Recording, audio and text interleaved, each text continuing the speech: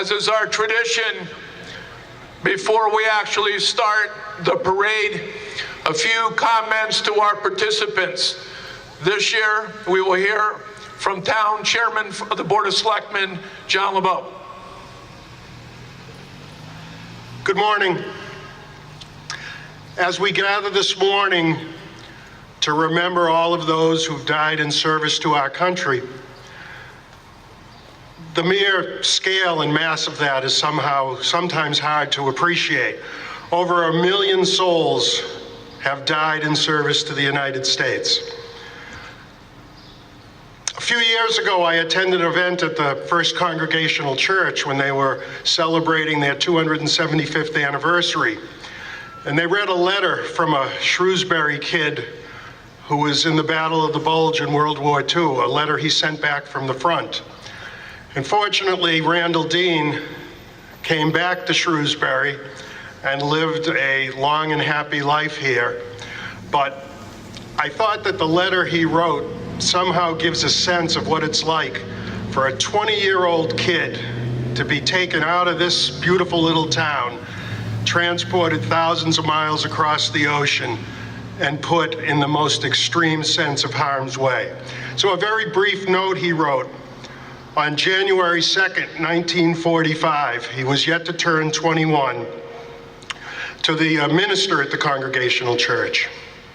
Dear Reverend Helens, having found a few spare moments to write, I want to take this time for thanking you for your wonderful letter. Christmas has come and gone, and it was just another day here on the Western Front.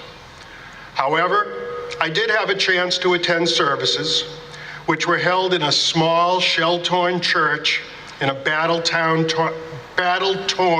town of Germany. Also, we had a taste of turkey a la mud, but still it was good and helped fill the bread basket. Christmas night was certainly a beautiful one here at the front, as clear as a bell. It is snowing now, but I have a fairly comfortable foxhole with a small stove, so things aren't bad at all. However, I surely hope that by next Christmas, I find myself in my own church. So until then, keep them all smiling back home. Sincerely, Randy Dean. We take this day to remember those who have died in service to our country. We honor them, we remember them, we thank our active military personnel, and we thank all our veterans.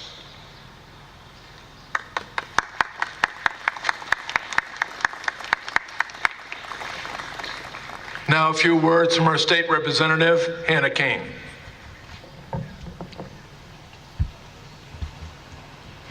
Good morning. This past week, Private First Class Marine Francis Drake was returned home 75 years after he passed away at the age of 20, fighting in Guadalcanal in World War II. He was buried quickly where he died because the combat fighting was so fierce. His remains were recently found by the landowner, and his dog tags identified him, and he was returned home to be buried in Agawam at the Massachusetts cemetery for our armed force members. I would ask you to think not only about Francis Drake this morning and his long return home, but the 2,923 other service members who still lay where they died, not on U.S. soil, but fighting for our country's freedom around the world. Thank you.